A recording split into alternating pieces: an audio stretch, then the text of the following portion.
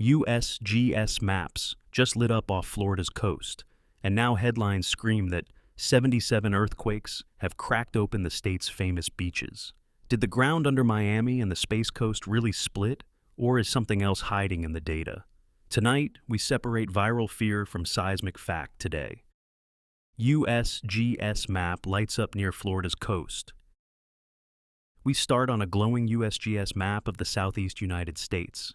Almost everything is calm gray, the way it usually looks around Florida, except for one lonely dot pulsing off the coast. It's a rare magnitude 4.0 earthquake, plotted about 100 miles east of Cape Canaveral, out on the Atlantic seafloor. Late one night in February 2024, people along the Space Coast felt a brief, gentle shake. Some in Cocoa Beach and Melbourne thought a heavy truck had rolled past. Others wondered if a rocket test had rattled their windows. Within minutes, phones lit up. The U.S. Geological Survey and the local National Weather Service confirmed it wasn't a launch. It was an offshore quake at a shallow depth of around 6 to 8 kilometers. Then came the rumors.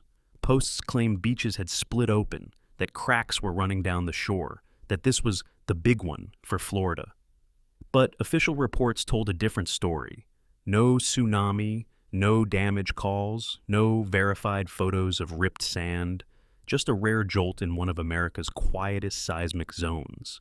And that's where the real mystery begins. Florida is the state people point to when they say, "Widdim, we don't get earthquakes here." Yet the USGS map clearly shows this dot, and others, out in the water and deep in the crust. If the peninsula is supposed to be safe, why is the earthquake catalog quietly filling with tremors nearby? And where does a headline like 77 earthquakes cracked open Florida's beach actually come from? Where the 77 earthquakes really come from in the data?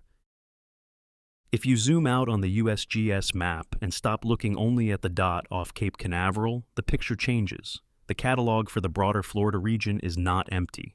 Over years, it slowly fills with small earthquakes and other shakes scattered around the southeast. Many of them so tiny that nobody ever feels them. On a normal day, these are just lines in a database.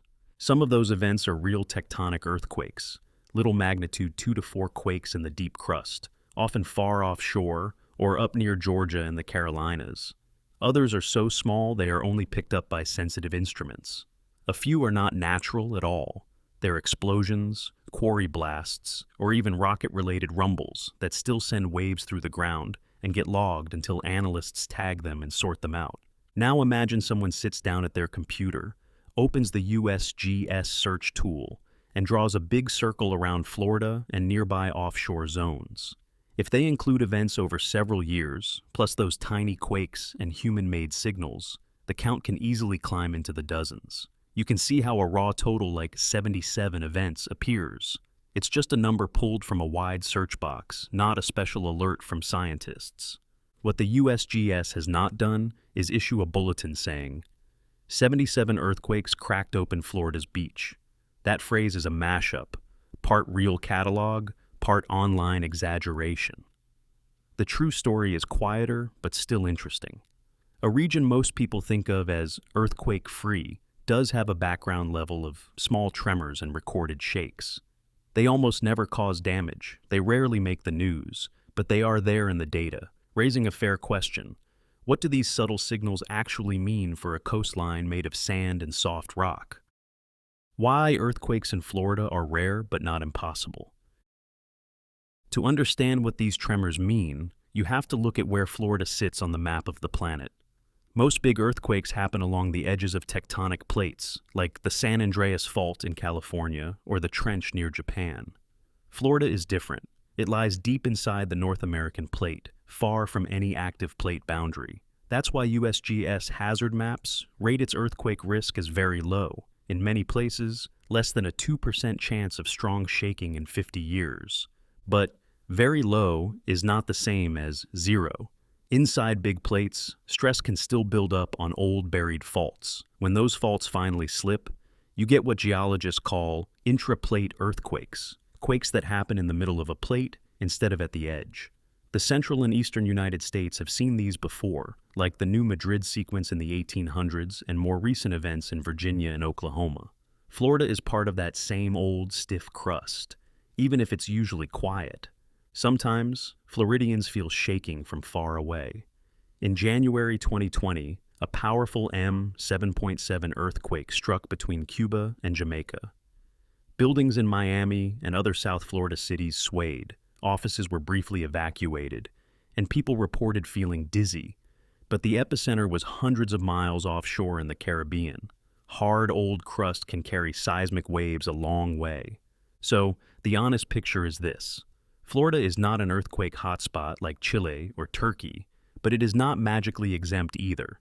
Its quakes are rare, often moderate at most, and frequently far offshore. Yet, their shaking can still travel a long way, especially through water-saturated sand and aging buildings along the coast.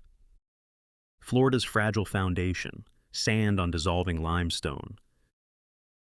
To see why shaking near Florida worries scientists, you have to look under the beaches. Most of the state sits on a blanket of loose sand, lying on top of soft, dissolving limestone. Over millions of years, slightly acidic groundwater has eaten away at that limestone, carving a classic karst landscape. Hidden caves, tunnels, and hollowed-out zones that can collapse without warning. In central and west-central Florida, this shows up as sinkholes. Rainwater seeps down, enlarges cracks in the rock, and slowly thins the roof over empty spaces. One day, that roof can no longer hold the weight of soil, pavement, or a house, and it fails. A hole opens, sometimes small, sometimes big enough to swallow part of a road, a yard, or even a building. Many of the steep-sided round lakes scattered across the state are actually old sinkholes that filled with water. Along the coast, the setup is similar but wetter.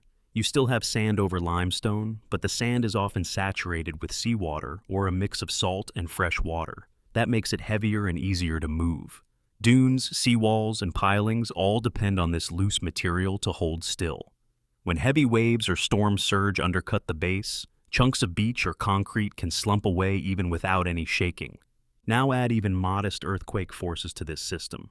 You are not just shaking solid rock, you are shaking a spongy, waterlogged skin over a riddled foundation. The ground does not need California-level quakes to fail. A moderate jolt can be enough to tip already stressed sand, thin limestone roofs, and aging structures past their breaking point, especially along crowded, built-up shorelines. How earthquakes actually crack the ground and beaches. When people imagine an earthquake cracking open Florida's beaches, they often picture a movie-style chasm. In reality, the process is slower and messier, and it depends a lot on the kind of ground being shaken. The key idea is soil liquefaction.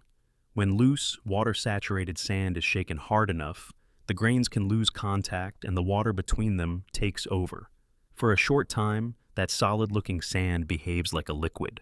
The surface can slump, tilt, and bulge. Water and sand can jet upward in little fountains called sand boils, and long, thin fissures can open as the ground spreads sideways.